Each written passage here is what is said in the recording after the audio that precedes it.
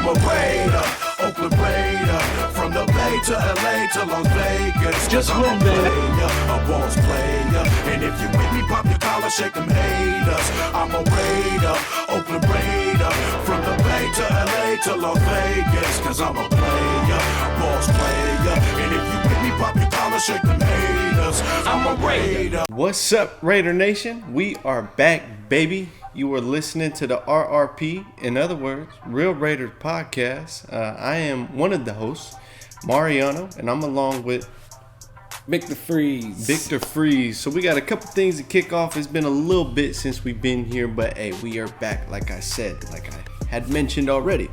We're going to do the news and notes of the foreseen weeks that we've missed, right? It's all fairly new stuff though, like the last couple, like 5 days, I'd say, right? Yeah. Everybody got, their apps on their phone that notifies them. They basically know what's going on, but we're going to touch on it anyway. Mm-hmm. And then we're going to really touch on the Raiders draft class, right? We're going to grade the draft class, how we thought that the process went, the positions that they took, and we'll kind of dive into what we think about it and our opinions about it. So, yeah. We'll start with the news and notes. The first one. As of, I want to say today, we signed Keelan Cole, right, which is a wide receiver, speedy guy. Mm-hmm. So maybe that gives us a little deep threat dynamic on this offense, which I don't believe that we had prior to signing him. Yeah. So, he's more of a depth wide receiver. Obviously, they haven't seen what they want to see from Bryan Edwards. Right. We still have, what is the other brother's name from the Chiefs? DeMarcus. Oh yeah, DeMarcus Robinson. Yeah. So I think they're trying to establish the other receiver to go along with Devontae Adams. So it's I think it's Bryan Edwards' job to lose as of right now. So, but it's always good to have depth, I've experienced where our receivers drop like flies and we're down to just what was it? Henry Ruggs and Bryan Edwards. That was it. That was all we had on the roster, and we had the practice squad guys come up, right? Yeah. So yeah, and that's when we had Kenny Stills that had requested the release, and he couldn't have left at a worse time. Oh no! You're talking about I'm talking about last season. Yeah. That when all the players got hurt. That wasn't Stills. That was bro from the Ravens that played from the Saints. What was his name? Kenny Stills. No, it wasn't Stills. It wasn't Stills? No. Anyway. Kenny Stills was on the Texans. Oh yeah, that's right. Oh, what is his name? It's escaping me. Now it's gonna really bother me. Anyways. Yeah. You guys know who we're talking about. Yeah.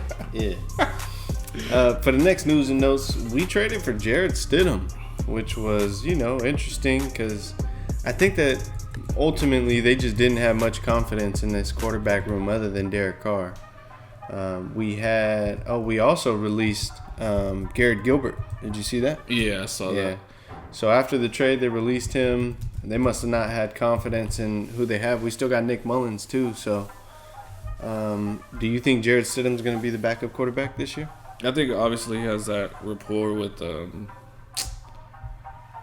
Willie Snead. Snead. What's his name? It was close. He has that rapport with head coach Mike McDaniels, Josh McDaniels, right? McZiegler. So I think that's why they felt comfortable bringing him in and cutting Garrett Gilbert. To be honest, our depth at backup quarterback is ass. Like our season is done if DC goes down. Yeah. So I think this is better just because there's some familiarity and he could implement his system because he already knows the Josh McDaniels system. So, I mean, it's slightly better than what we had, but it's not a big hoorah, per se. Yeah, I think that it may be a good move just for the simple fact that you have a player that has a player's perspective of the system that will be in that quarterback room to help explain some of the concepts and what they're trying to accomplish on the offensive side of the ball. So I think that that's the biggest thing. Obviously, if DC goes down, our season's going to be looking a little rough. Although this offense is freaking stacked. Yeah. We are stacked, man. We're stacked. For sure. What do we got on the next one? Let's see. I switched my sheet over here. Yeah, so we signed 4 draft picks. We signed Dylan Parham, Matthew Butler are the 2 most notable. Okay, my bad. I'm reading Mariano's notes. Yeah. I didn't put no little touches on the notes. I'm just reading off of his notes. Matthew Butler, and what are the other two? We got the tackle, right, that we had signed. His name is like Mueller or something like that. Thayer Munford, and then also Britton Brown from UCLA. So it'll be interesting to see. Obviously, I think that all these draft picks are going to get signed, but will all of them make the team? That's a real. Just our 4th round picks remain to get signed, right? And this is Zamir White and Neil Farrell. The last 2. We got another Farrell. Hopefully, it works out better than another one. Well, you see, man. We'll see how he does this season. Yeah, we'll see how he does this season, like you said. We got some big news coming out from the organizational part of the Raiders. Yeah, this one was interesting. We get rid of Dan Ventrelle, a Raiders president, right? Team president. Yeah. And allegedly, this Mark Davis is being a little horny bastard behind the scenes. And, he got some dirt on him, and that's why they're letting him go. Now, I don't know the whole story, but he said, "Come here, baby. You see this bowl cut? Come here, baby. Take me out to I'll take you out to Nah, but, we don't know what's going on, but there's been a lot of moves like that. A lot of people are resigning, things of that nature, so. And, shit always comes to fruition with the Raiders in the middle of the season like we experienced last season. So who knows what's going to come of this, but as of right now, that's all we know. That, he was acting, I don't know exactly the words that he said, but he wasn't acting professional. Right. Towards the staff. I think it was a hostile environment is what was said. Which, has me raising an eyebrow. It's just weird. It's something that it looks like the football operations in the hierarchy of the football, basically the status of all the different employees within the company look great. And then on the other side, which is the business side, right? How do these players get paid? The contracts that get drawn up. I mean, I would assume that's where Dan Ventrelle's role remains, right? Or he oversees everything. He's a president of the team. It's just, it's very interesting. I'm curious to see how this all unfolds. Yeah. I did see reports that the NFL is investigating, so we'll see where that goes, right? Hopefully the Raiders don't get any punishment like the Commanders owner did, right? Because we haven't heard nothing about that since the John Gruden. Swept under the rug. Gruden took the hit and just swept it under the rug. So hopefully they'll do the same thing for the Raiders, but with our luck, we know that's probably not going to happen either. The Raiders against the NFL. Yep. We'll have to forego some draft picks or whatever it may be. Anyways, on to the next thing. So we have a real big rumor. There's obviously ties. We've been talking about this for a little while, and it's James Bradberry. He was recently released by the New York Football Giants. So we'll hopefully, I was telling Vic before the show, I think that it's very slim. I don't think that the Raiders basically have the capital. That's just my opinion. To sign him. I think he's going to demand big money. But I do like the ties, obviously. Our defensive coordinator has worked with him as recently as last season. So obviously that would be a smooth transition. It would almost be kind of like what we had with Casey Hayward last year. Yeah. Right? Casey Hayward knew Gus Bradley's system, came right in, and was able to kind of disperse his knowledge amongst the rest of the DBs in the room. So what's your take on that, Vic? Yeah, I think the best thing we have going for us to sign him is, like you said, that we have his old head coach, right? Not head coach, sorry, defensive coordinator as our defensive coordinator now. If we do sign him, I think it'd be a post June 1st signing, obviously when we have more cap, because right now we're strapped for cash, and if we did sign him, it would be perfect because of the whole Trayvon Mullen situation. We don't know too much details on what's going on with his toe. Supposedly he's supposed to be ready for camp. And man's always hurt. And he's always hurt, That's been the issue. I think that he's a good football player. You just, Oh, yeah, he locked down Tyreek Hill. There's no question about it. But yeah, best ability is availability, like a lot of people say nowadays, Yeah, so, it would be clutch to get him on the team. And the best thing we got going for us is that we do have his defensive coordinator. Yeah. So we'll see how it goes. But if we do sign him, it'll definitely be after June 1st. So, But if we do sign him, what's gonna happen to Trayvon Mullen? I've been talking about maybe this. it's him and Trayvon Mullen on the other side. You don't think Rocky Sin's gonna start? I don't know. It's gonna be open competition, that's for sure, right? So whoever plays best. Yeah. I mean, at the same time too. I mean, let's just say Mullen is out. Where does Nate Hobbs fit into the situation?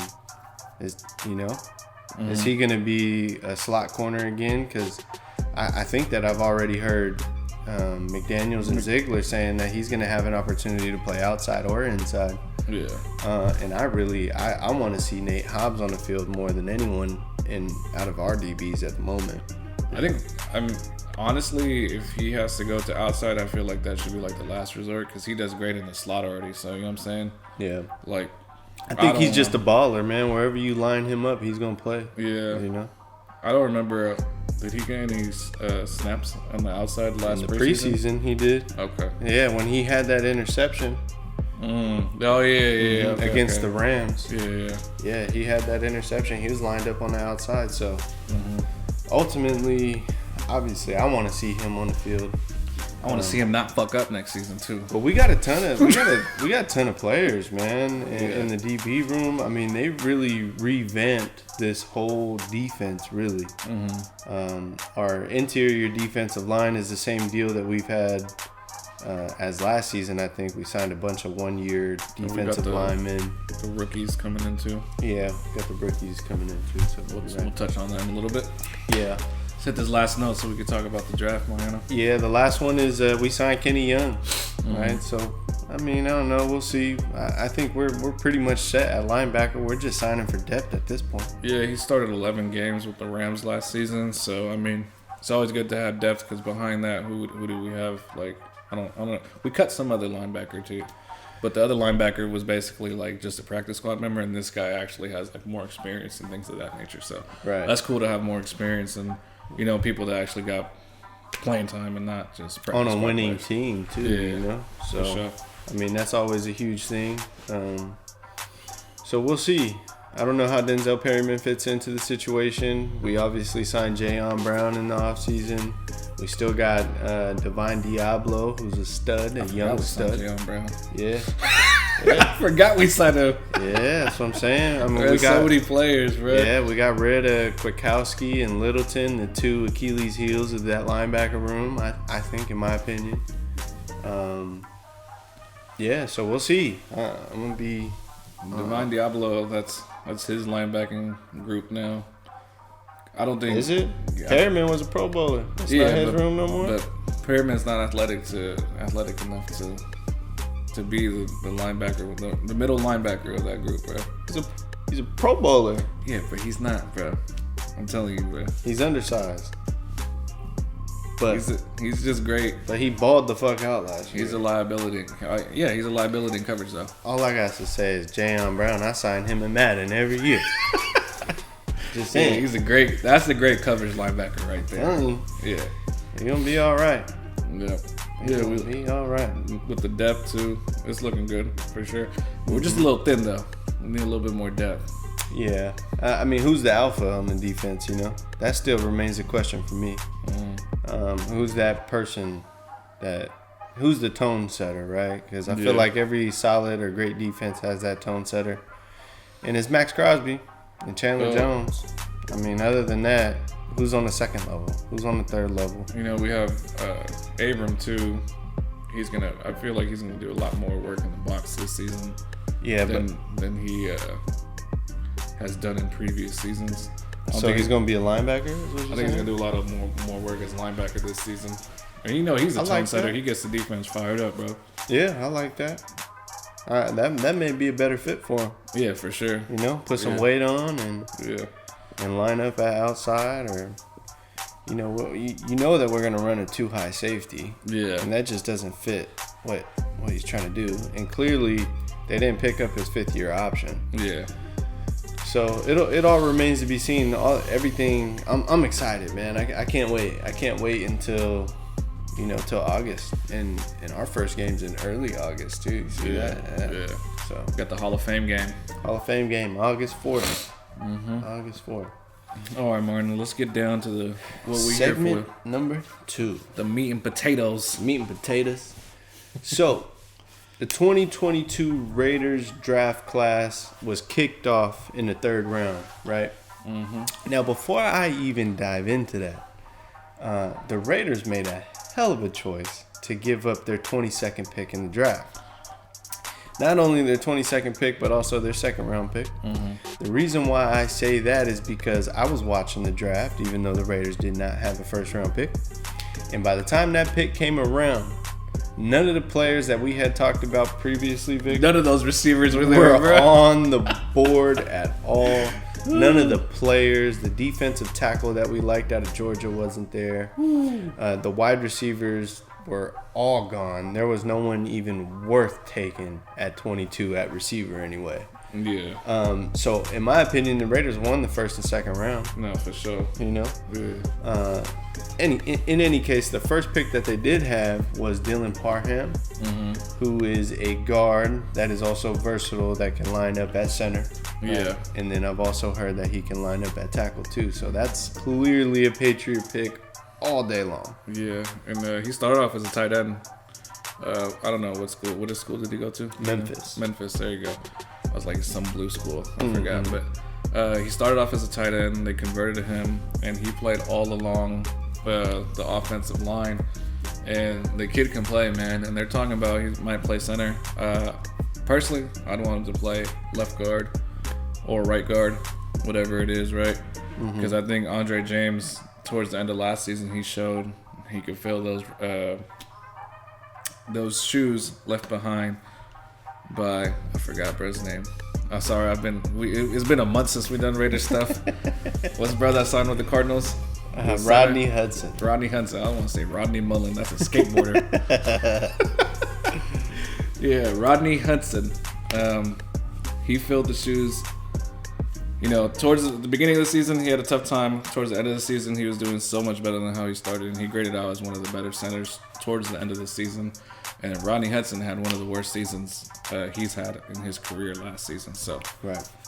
Hopefully, I hope Josh McDaniels doesn't try to put him in at center. Either of the guard spots is fine with me. Yeah, I agree with that. With the 4th pick, 17th, number 122 overall, the Raiders selected Zamir White, which was a surprise. I think that was a surprise to a lot of people. But now that the draft is over, it's not much of a surprise anymore, right? Since then, we know that the Raiders did not pick up Josh Jacobs' 5th-year option, which I do not blame him for. Zamir White, do you think he could be a potential successor to Josh Jacobs? You know, he could be a successor and a 1-2 punch with Josh Jacobs, because the reason Josh Jacobs is hurt all the time is because we have nobody to spell him, right? He gets so many carries, and Kenyon Drake got hurt last season, so that didn't work out either. His price tag is, the Patriots aren't going to like, I'm the Patriots. Stop it. McDaniels and Ziegler aren't going to like his price tag, right? Even though he already restructured. Yeah. So Zamir White could go one of two ways, right? Obviously, they didn't pick up Josh Jacobs' contract. He's a one cut, downhill. He has a similar archetype of Josh Jacobs, right? Yeah. I was watching Zamir White's highlights, and it's a lot of the same game. Yeah, so Josh Jacobs was obviously a 1st-round pick, right? So his tape looked a lot better. Yeah, he's running behind a better offensive line too in Alabama too. So yeah, exactly. You got to take that with a grain of salt, right? Yeah. But Zamir White's a banger, man. I mean, one thing that I did see from watching Zamir White at Georgia is that he always falls forward. Yeah. Josh Jacobs had that a lot too when he first came into the league, but now I feel like Josh Jacobs is just trying to get too cute with it, right? He's trying to shake and stutter behind the backfield. Like, nah, come on, man. Let's get going downhill. And I think Zamir White, it was very apparent that he was just downhill. Yeah. When he touched the football, So we'll see. It's interesting, man. I mean, that running back room is stacked now. We got like 7 or 8 running backs. Yeah, it's hella running backs. I'm trying to see. Josh Jacobs, Kenyon Drake, Amir Abdullah, Zamir White, Brandon Bolden, Britton Brown. That's 6 running backs. And not in that fullback as well, Jacob Johnson, Jakob or whatever, right? Like 8. And I know there's probably one more. We just cut Trey Regis, so yeah. So it's interesting. I'm sure there's an undrafted running back we're not mentioning too. Right. We don't have the list up, but right. We'll talk more about them when they get hype and stuff. We're not going to talk about them right now. Of course not. But yeah, definitely. I honestly think it's going to be Jacobs, Drake, Zamir, and Bolden. I think we're going to carry 4 running backs this season. Patriots usually always carry around 3 or 4, so. Right. Yeah. Yeah, it'll be interesting to see. A lot of bruisers, and then Drake is like the only receiving one, really. Yeah. I mean, maybe Drake doesn't make the team. Maybe he does because they restructured his contract. Yeah. I don't know. It's tricky.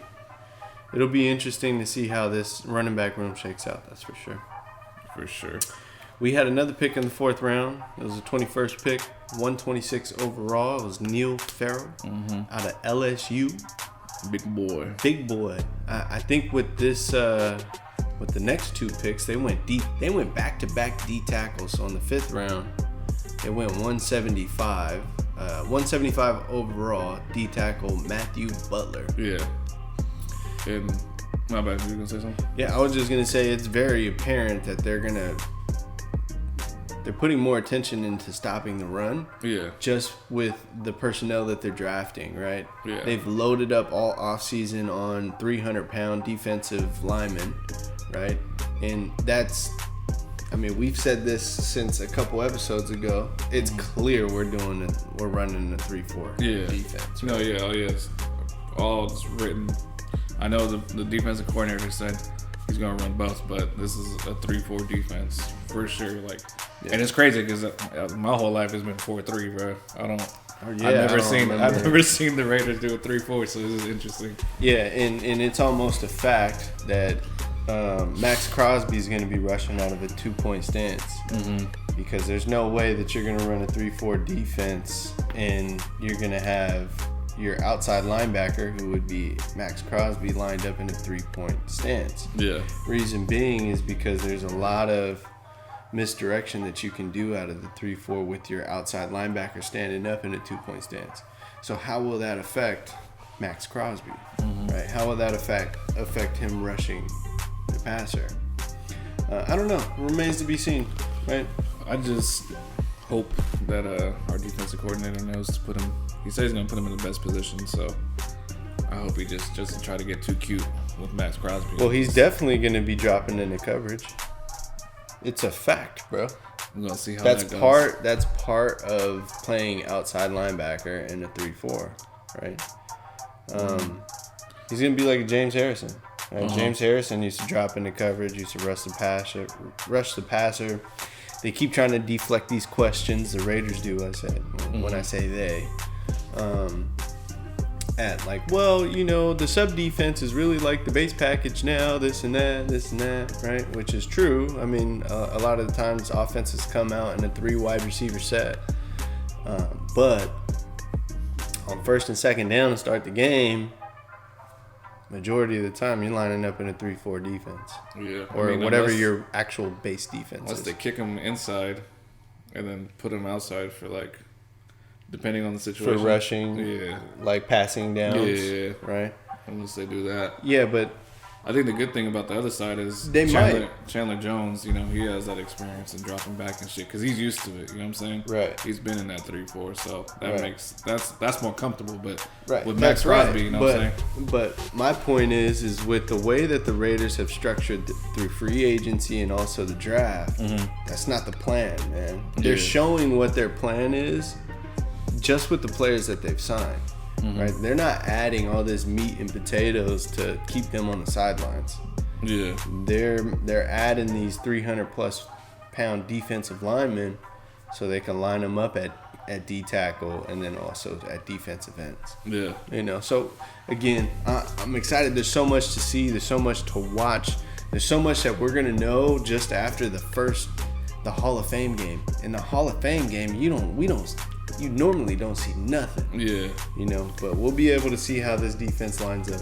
It's funny because it's like, I don't know if you experienced this playing Madden, but after a few seasons of playing like 4-3, and you bring in different personnel, you want to switch up your defense, do different playbooks and stuff, and that gets you like excited to do another one because you've done so many 4-3s into the same ass Raiders playbook and shit, and then I switch personnel, I do all this stuff. I'm like, oh, this season's good. Let me see how this works out, how the sack numbers work out. So this is kind of the same feeling that I'm feeling, you know, the playbook switch, and I'm like, let's see how this all pans out and how the personnel is going to work and everything. For sure. In Madden, I've been running Brian Flores's defense from Miami for the past 2 years, and just because it's multiple. Yeah. Right? I can literally run a 3-4, a 4-3. You have so many different ways that you can go. So I'm excited, man. I can't wait. I think I'm running the Saints playbook right now. You can run 4-3, 3-4, and a 4-6. Yeah. So it has hella different stuff, and I'm just messing with that one right now. And I got freaking Max Crosby, I got him at 94 on my team. Okay. And Unique, he's at 92. Okay. But I gotta trade his ass now. Yeah, you're gonna have to switch it up, man. Yeah, bro. Well, I do the same thing. I keep Unique. I had him for a long time. Yeah. But we'll see. We'll see how it goes, man. All right, we got sidetracked. We got to talk about these big fellas. So, I think they're both fairly similar. They're big boys, right?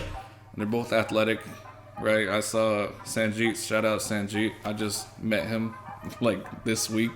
So cool guy, great content. He broke down both of their films, and they both are freakish athletic, right? Defensive tackles. Neil Farrell has better hands than Matthew Butler, but like you said, they're there to plug up those holes and stop the run, right? That's what they want to do. The big ass 300-pound defensive tackles. And defensive ends. Defense, yeah. They're going to be defensive ends in this system. Yeah, yeah, for sure. Let's talk about Thayer Munford. Yeah, I'm not going to sit here and act like I know much about this guy, because I don't. At this point, it's a flip of the coin, but yeah, we'll see. I don't think it can be much worse than Brandon Parker. So. Yeah, just from what I know, he's probably going to be basically a developmental player, a project, right? Yeah. And what I heard, he stands up a lot, plays tall. It's not good. He's played 4 years though, so he has that going for him. Got the experience. We'll see what our offensive line coach does with him. You know, he's a project. You know, at the 7th round, you can't expect too much. You know, Proyecto. The last one is running back Britton Brown. Another running back out of UCLA. That's kind of, I was kind of confused over this one. Like, why do we need another running back with how many running backs we have already on the roster? I'm not gonna lie, like Mariano said about Thayer Munford, I don't know too much about Britton Brown. I know he went stupid like one game last season, rushed for like 200 something yards. I don't know who it was against, but that's all I know. Yeah, I watched a little bit of his highlights, and he seems more of like a Kenyon Drake type back, right? A little more speed. From what I seen, it looked like he ran high. But again, he may or may not even make the team. This practice squad, maybe. Practice squad, maybe. Yeah. Well, we'll see. Ultimately, it boils down to the running back room being healthy, and it's gonna be tough for him to make the team. But it's apparent that the Raiders really stuck to their board with this draft, right? Yeah. They took who they thought was the best player on the board when they were picking, and they had a lot of movement within the draft too. Later in the draft, they're making trades, trading back, trading up. Wish we would have traded to the third and got Nakobe Dean. Nakobe Dean fell to like 86, bro. Linebacker out of Georgia. That was so crazy, bro. Yeah, that was interesting. Eagles had a good draft. For a second, I thought that they were gonna take Malik Willis. I'm not gonna lie. That would have been crazy too, though. That would have been crazy, but I like what they did. I like that they Yes. This is a Patriots. That's what I was just draft, about to say. bro. This is a Patriots draft. This bro. is a Patriots draft. All in the trenches, bro. All in the trenches, which is what we've been asking for how long, right? Mm-hmm. Speaking of the Patriots, it looks like they had a terrible draft. Oh yeah, what the fuck was up with that first round pick? Yeah, I don't know. They pulled the Raiders and super reached on that one. Right. So we'll see that offense. You saw Sean McVay was like, yeah, we thought he was gonna be available like in the 4th round. He's like, we were doing work on him with our 86 something pick, you know. There's no way. So it's interesting. That goes to show you never know, right? You never know who's gonna go, who's gonna get drafted or whatnot. So yeah, but you know, it's ramping up. Summer's around the corner. That means football's about to start, and it's exciting. I was out in Vegas during the draft. How was that, bitch? It was a great time. It was my birthday. I turned 29. I'm 1 year away from fucking 30. But it was a great time. I went out there with my brother and my cousins and my homie. And I met Charles Woodson. That was great. That's dope. Charles is a dope dude. Throw up a picture on the page. You know, he wasn't signing shit. I had on my Woodson jersey, but he wasn't signing shit, you know. Man, you should have brought the Sharpie anyway. Nah, I had the pen on me, and the lady at the front, she's like, he's not signing nothing. Quick picture, in, out. Don't ask him nothing. Da, da, da. It was like being like hella anal. And then she's like, don't even bother asking him to sign nothing. She was like going up and down, just kept on telling people online. But Woodson was cool. You know, met him. Should have slid him like $100 and like, Wood, I need this, man. I got to sign wine bottle. Oh yeah, he told me. I'm trying to get that jersey. We need our jersey signed, bro. Need that one signed right there. Yeah. Oh, that'd be so nice. I'd get that motherfucker framed, bro. And then I met another Raiders content creator, Simone Raider. Shout out Simone Raider, hella cool. He follows the channel now. Hopefully you're watching this video, you know. But I appreciate the follow, brother. But yeah, it's dope. And the schedule was announced today. So next week, we're going to do our prediction, record prediction on the season. I know I'm trying to get out to that New Year's game against the Niners. Mario knows. Not trying to get there, but we're gonna get to a game this season. Oh, for sure. I'm gonna for sure be out there. I just don't know when. Yeah. I mean, I would love to go to that, but I can already see it now. We're gonna go out there for New Year's Eve. We're gonna get fucked up. Show up to the game late. Show up to the game either late or hungover, and then I'm gonna be, you know, I legit love watching Raiders football. Yeah. Now, to be quite frank, the best place to watch it is right on my couch. I see everything. I see all the calls. I see what should have been a call. Don't get me wrong. I would love to go to the Raider-Niner game. But we'll just have to see. I may change my mind. You never know. Yeah, but it's exciting now that we have the schedule drop. It just, season's right around the corner, man. So, but it's been a month since we've been on this motherfucker, and we apologize, but we'll be more consistent next week with for sure dropping another video. Appreciate everyone that's been rocking with us. This page, even though we've been gone for a month, it still gets follows, still gets interaction, still gets likes, still gets subscribers, all that shit. Appreciate it. Love y'all, man. That's right. And we'll catch y'all next week. This is the Real Raiders Podcast. We're out of here.